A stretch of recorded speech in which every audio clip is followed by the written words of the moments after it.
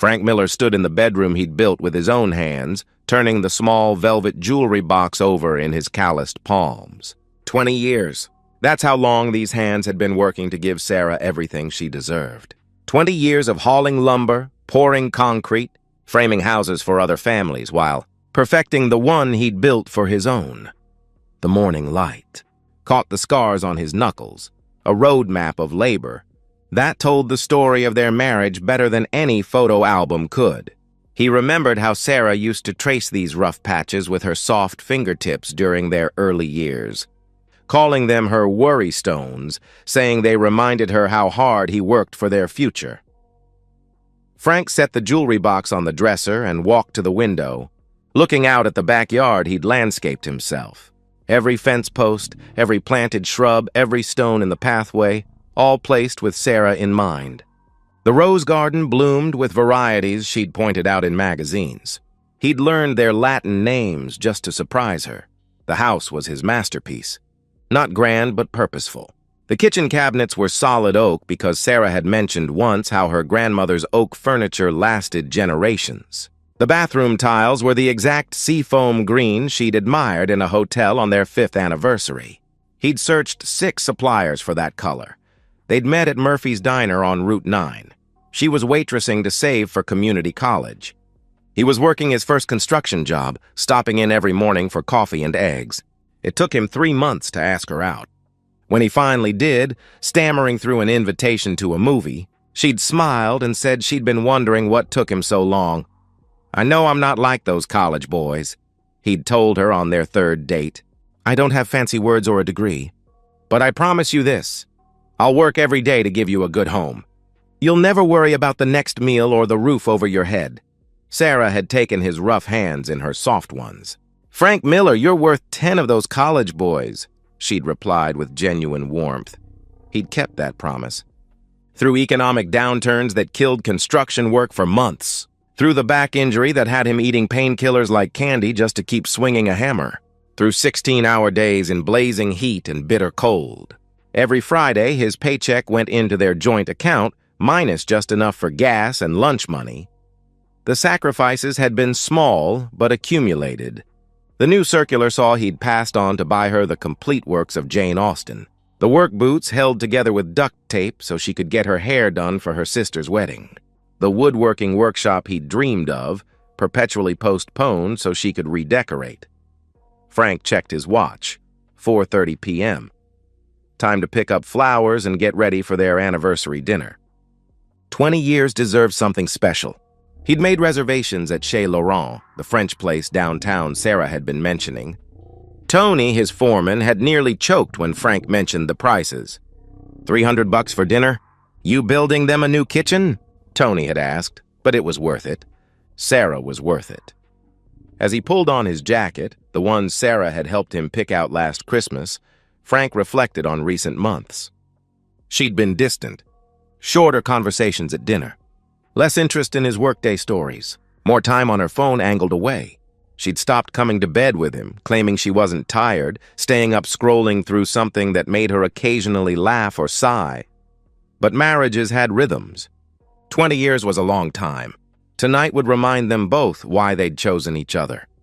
The flower shop was nearly closing when he arrived. Mrs. Gray recognized him and quickly assembled a bouquet. "Anniversary?"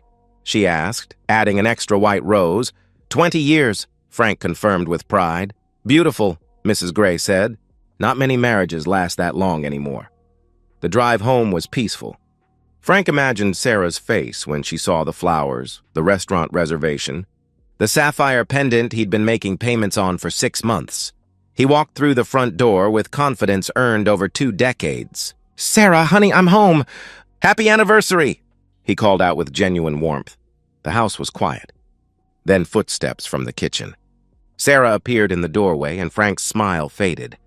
Her expression wasn't happiness or surprise. It was something that made his stomach clench with unexpected dread. "Flowers?" Sarah said flatly, not even looking at them. "From the grocery store." "No, from Gray's Flowers." "You know, the place on Main Street," Frank corrected gently.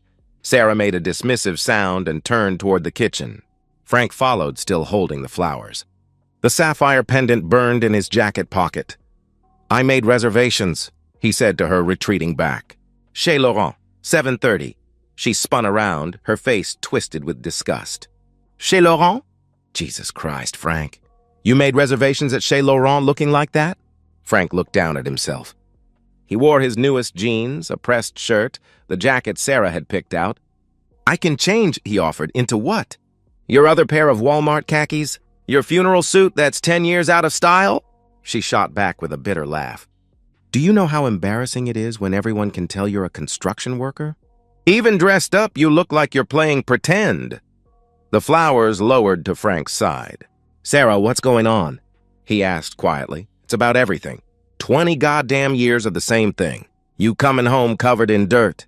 You falling asleep in that recliner by 8:30. You thinking a big night out is beer and wings at Sullivan's?" She spat out each complaint like poison. Frank set the flowers on the counter carefully. "I thought you understood. My job is hard work. I'm tired when I get home. But I do it for us," he tried to explain. "For me." Sarah's voice rose to a shriek. "You think I wanted this? You think I dreamed of living in a 3-bedroom ranch with a man whose idea of conversation is concrete mix ratios?" Each word landed like a physical blow. "You said you loved this house. You picked everything," Frank reminded her. "Because I was trying to make the best of it," she interrupted. "Do you know what it's like when Jennifer talks about her husband's promotion to senior partner? Or when Michelle shows pictures from Tuscany, and I have to smile and pretend I'm not dying inside? Do you know what it's like making excuses for why my husband has dirt under his fingernails at every social event?" Frank felt something cold settling in his chest.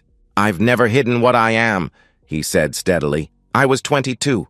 I was young and stupid and thought love was enough. I thought you'd have ambition. But you never did. You're exactly the same person you were 20 years ago, except older and more boring," she declared viciously. Silence filled the kitchen. Frank could hear the clock ticking, the refrigerator humming. "Is there someone else?" he asked, his voice unnaturally calm. Sarah's face flushed. "What?" "No. Jesus, Frank, not everything is that simple," she deflected. "But you've thought about it," he pressed. She turned away, but not before he caught something in her expression. "That's not—" she started. "Who?" he demanded. "It doesn't matter," she muttered. "Who, Sarah?" he repeated firmly. She whirled back, eyes blazing. "You want to know? Fine, Vincent Hendricks. Remember him? The guy I dated before you? He's a marketing director now. Lives in Westbrook Heights. Drives a BMW. Takes his wife to St. Lucia every winter." She threw the words at him like weapons. Frank knew Vincent. Sarah had mentioned him twice in 20 years. Once when they'd run into him at a restaurant 5 years ago, once when she'd gotten a Facebook friend request from him last year. "You've been talking to him?" he asked. "We're Facebook friends. He messages sometimes. Just friendly stuff," she replied defensively. "But you know what? When he messages me, I remember what it was like to be with someone who had ambition. Someone who cared about more than beer and football. Someone who knew how to make a woman feel special." The cold in Frank's chest spread. "Feel special," he repeated quietly. "Yes, Frank. Special. Desired. Wanted," she continued ruthlessly. "Do you remember the last time you took me somewhere that didn't have peanut shells on the floor? The last time you bought me something that wasn't practical? The last time you—" She paused, then plunged ahead. "The last time you made love to me like you couldn't get enough of me, instead of like it was another chore?" Frank stood perfectly still. Construction had taught him that when things started falling, you didn't try to catch them. Sarah took his silence as permission. "Vincent was incredible in bed, Frank, passionate, creative. He made me feel things." She stopped, recognizing she'd crossed a line. "He was a real man," she said more quietly. "He had class. He had ambition, and I chose you instead. I chose your promises and your stability, and look where it got me. 20 years in a prison I helped build, with a man who thinks romance is remembering to put the toilet seat down." Frank looked at his wife. Really looked at her. When had the laugh lines become permanent frowns? When had her soft expression hardened into resentment? "I've given you everything I had," he said quietly. "Every paycheck, every hour of overtime, Every dream of starting my own business, put aside for your security. That's what a husband does, she shot back. And what does a wife do, Sarah? Besides spend 20 years wishing she was with another man? He asked. The words hung between them like a blade. Sarah's mouth opened and closed, but nothing came out. Frank reached into his jacket and pulled out the jewelry box, setting it on the counter next to the forgotten flowers. "Happy anniversary," he said flatly. He turned and walked to the bedroom, their bedroom, the one he'd painted 3 times to get the color exactly right. He sat on the bed he'd assembled in the room he'd built with his own hands. Frank Miller sat in the home he'd built and felt something fundamental break inside him. Not his heart, that would come later. What broke was his faith, and in that terrible clarity, Frank Miller began to plan. Frank woke at 4:47 a.m., 3 minutes before his alarm. The clarity from the night before hadn't faded. It had crystallized into something harder. Sarah slept beside him, having crept back to their bed sometime in the night. She always did that. Raged, stormed off, then returned without apology. 20 years of that pattern. Not anymore. He dressed quietly and left for Patterson and Associates, where his friend Jim had practiced law since returning from college. "Frank?" Jim looked up in surprise. "It's not even 7. I need a divorce lawyer." "The best you know," Frank stated simply. Jim's coffee mug stopped midway. "What happened?" he asked. Frank gave him the abbreviated version. Sarah's confession about Vincent, her contempt for his work, 20 years of resentment. "That house is in your name only, right?" Jim asked. "I remember doing that paperwork 5 years ago." "Yeah. Sarah didn't want the hassle," Frank confirmed. "Good. Bank accounts?" Jim continued. "Joint checking and savings, but I've got a separate business account," Frank replied. "Move half today. Document everything," Jim advised while scribbling notes. "Sarah working?" "Hasn't in 15 years, Frank answered. "Alimony will be an issue, but we can minimize it. Best divorce attorney I know is Linda Toretti. She's expensive but worth it," Jim concluded. Frank's next stop was the bank. He withdrew exactly half from their joint savings, $15,000, and deposited it into his business account. Clean, legal, documented. Back in his truck, Frank made a list: phone records, credit card statements, Facebook messages, security camera footage. The last one made him pause. They'd installed cameras 2 years ago. Sarah probably forgot they recorded audio. At home, while Sarah was at her Tuesday yoga class, Frank logged into the security system. There it was. Last night's fight in high definition. Sarah's voice. Vincent was incredible in bed, Frank. Passionate. Creative. He downloaded the file, backed it up to 3 drives. Then he went through previous recordings. Sarah on the phone. "Frank's so boring I could scream. The man has no ambition." Sarah with friends. "At least your husband wears a suit to work. Mine comes home looking like he crawled out of a ditch." Every cruel word documented, time-stamped, indisputable. Frank heard Sarah's car and calmly closed the laptop. He was reviewing construction plans when she walked in. "You're home?" she said, clearly surprised. "Taking a half day? Thought we should talk," he replied evenly. Sarah's expression shifted through annoyance, guilt, calculation. "Frank, I was angry. I said things I didn't mean," she offered. "Which parts?" he asked. She sat across from him, reaching for his hand. "I love you. We've built a life together," she insisted. "You said it was a prison," he reminded her. "I was being dramatic," she claimed. "Are you going to throw this in my face forever?" she demanded. "You haven't apologized. You said you were angry. That's an explanation, not an apology," he pointed out. She stood abruptly. "I'm not doing this.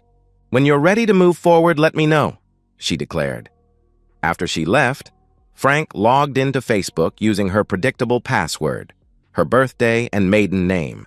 The messages with Vincent went back 8 months. Starting innocent, becoming intimate. Vincent. "Remember Cape Cod?" Sarah. "How could I forget? You made me feel like a goddess." Vincent. "You still look like one." Sarah. "You always knew what to say. Frank thinks compliments are telling me the meatloaf is good." Frank screenshotted everything. His phone buzzed. Jim. Linda can see you tomorrow at 2. That evening, Sarah cooked pot roast, wore the green dress, laughed at his stories, playing the perfect wife. I was thinking we should take a vacation, she suggested over dessert. Maybe somewhere tropical? Like St. Lucia, where Vincent took his wife. Frank almost admired the audacity. We'll see, he replied mildly. Sarah's smile tightened. There's always work.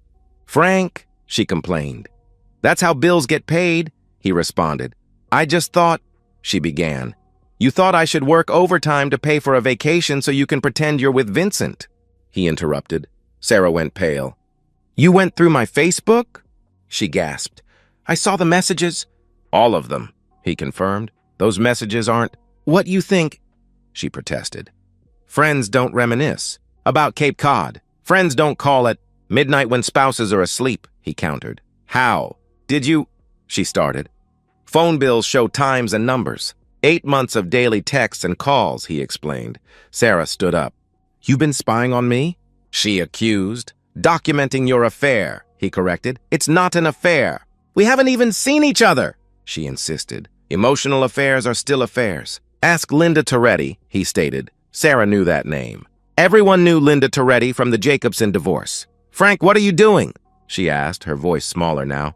What I should have done years ago. Building something for myself, he answered. He stood. I'll sleep in the guest room. We'll keep things civil until the paperwork is ready, he informed her. Frank, wait. We can work this out, she pleaded.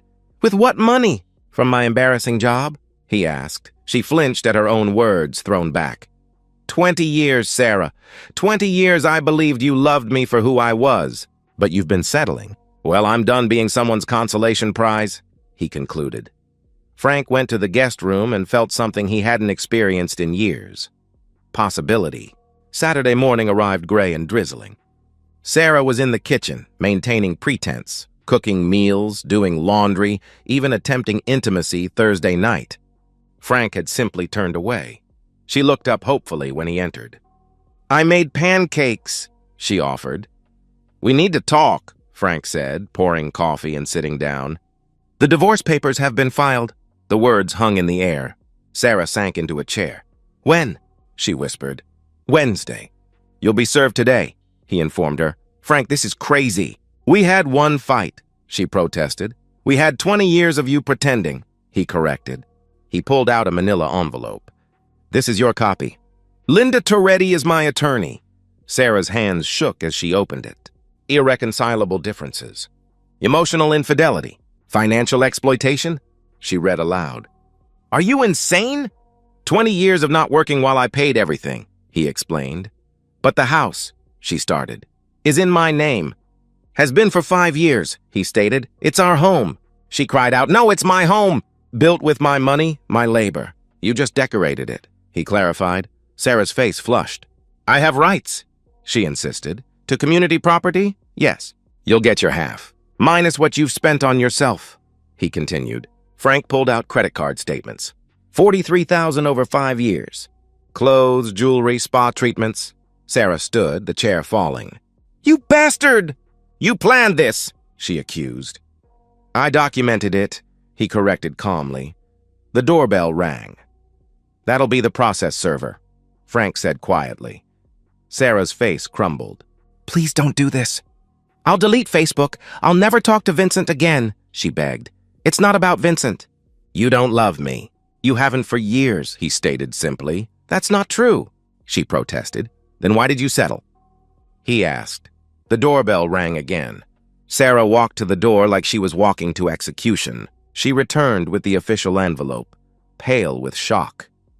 You have 30 days to respond, Frank informed her. You'll need to find somewhere to live soon. Where am I supposed to go? She asked desperately. Your sister's? Your mother's? He suggested. I'm not leaving my home, she declared. Frank played the recording. This house feels like a prison. You can't have it both ways, Sarah, he pointed out. Sarah sank back down. You recorded me? She asked, stunned. Security system. Every cruel word for 2 years, he confirmed. That's illegal, she protested. It's my house. One-party consent state, he explained. Tears started. but Frank had watched her deploy them strategically for 20 years. "What about alimony?" she asked through her tears. "Your attorney can argue for it, but you have a degree. You chose not to work. You contributed nothing financially. Linda thinks 2 years maximum," he answered. 2 years? How am I supposed to live?" she demanded. "Get a job," he replied simply. Sarah's tears turned to rage. "You think you've won? I'll fight this," she threatened. "With what? These?" Frank pulled out screenshots. "Vincent, you made me feel alive in ways Frank never could. I think about our nights together all the time. Should I continue?" he asked. Sarah grabbed for them, but Frank pulled back. "My lawyer has copies," he informed her. "You manipulated me," she accused. "No, I stopped protecting you from yourself," he corrected. A knock interrupted them. "That'll be Tom Gray from Gray's Moving. I hired them to help you pack," Frank announced. "Pack? Today?" she gasped. "Your personal belongings. Clothes, jewelry. The furniture stays. I paid for it," he explained. "This is my home," she cried. "It's my property." "And I'm asking you to leave," he stated firmly. Tom Gray appeared. "Frank, we're ready," Tom said. "Mrs. Miller's things are in the bedroom. Clothes, shoes, personal items only," Frank instructed. Sarah grabbed Frank's arm. "Please, not like this," she pleaded. Frank gently removed her hand. "You did this, Sarah, every time you compared me to other men." "Every time you were ashamed of my job?" he reminded her. "I'll change," she promised desperately. "No, you'll pretend until you feel secure. Then the contempt returns," he replied. Tom's crew moved past with boxes. "Our good times?" she tried. "You mean the cabin I borrowed money for? Where you complained about cell service?" he interrupted. Frank pulled out the deed. "My name only. You signed the quitclaim 5 years ago," he showed her. "You tricked me," she accused.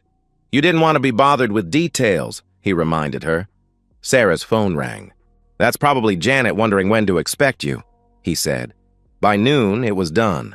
Tom's truck was loaded. Sarah stood by her car with 2 suitcases. "I decorated every room," she said sadly. "You made it a showcase." "I made it a home," he replied. She drove away. Frank walked through his house, lighter now, despite the gray day. He called his brother Mike in Colorado. "About that partnership offer, is it still available?" he asked. The foundation here was solid, but the life built on it had been rotten. Time to tear down and begin again. 6 months later, Frank stood on his new deck in Colorado watching the sunset behind mountains. The house was smaller, but entirely his. Every board, every choice. His phone buzzed. "Mike, Lisa's wondering if you're still coming to dinner Sunday." Frank smiled and typed back, "Wouldn't miss it." Lisa was Mike's sister-in-law, a nurse. When introduced 3 months ago, she'd noticed his calloused hands and asked about his current project. When he explained the custom cabinets he was building, she'd asked for pictures. Her enthusiasm was genuine. "I love that you create things," she'd said. "My ex was an investment banker. Made money from money, never built anything real," she'd added with appreciation. They'd gone hiking, then dinner. She didn't mind sawdust in his hair or leaving early for concrete pours. She had her own demanding career. They complemented rather than sacrificed. His phone rang. "Linda Toretti. Frank? The divorce is finalized," she announced. 2 years alimony at $1,500 monthly. She gets jewelry, personal items, $20,000 from joint assets. You keep the house, truck, tools, business assets? "She must have fought," he commented. "The evidence of emotional affair and voluntary unemployment didn't play well," Linda explained. "Plus, the forensic accountant found she'd been skimming grocery money." "Thanks, Linda," he said. "There's more." "She remarried already," Linda added. "What? Who?" he asked, surprised. "Not Vincent?" "Some dentist from Ohio. Whirlwind romance," she informed him. Frank laughed. Sarah couldn't be alone. Parents' house to his house to another man's. Frank, in 30 years of practice, "You handled this with more grace than most," Linda observed. "Just want it out clean," he replied. After hanging up, Frank walked through his house. Miller Custom Homes was booked solid. He'd hired 2 crews, teaching them like his father taught him, with patience. Precision Pride, his phone, buzzed. "Sarah, I heard you're in Colorado," she said. "I am," he Confirmed. I wanted to apologize. She offered. We wanted different things, he replied simply. I did love you, Frank. In the beginning, she admitted. I know, but love isn't enough without respect, he responded. Be happy, Frank, she said softly. I am, he answered truthfully. Through the window, he saw Lisa's car approaching. She'd come straight from her shift, tired but smiling. Frank started dinner, nothing fancy. They'd eat on the deck, watching stars, talking about their days. Simple, but real. Built on solid ground by his own hands. Outside, the mountains stood eternal, solid, built to last, just like the life Frank Miller had finally built for himself. And that's the end of today's story. If you enjoyed it, please give this video a thumbs up and drop a comment below. Your support helps the algorithm push my content further. If you're new to the channel, don't forget to hit that subscribe button. It really helps me keep creating more stories for you. Thanks for watching, and I'll see you in the next one.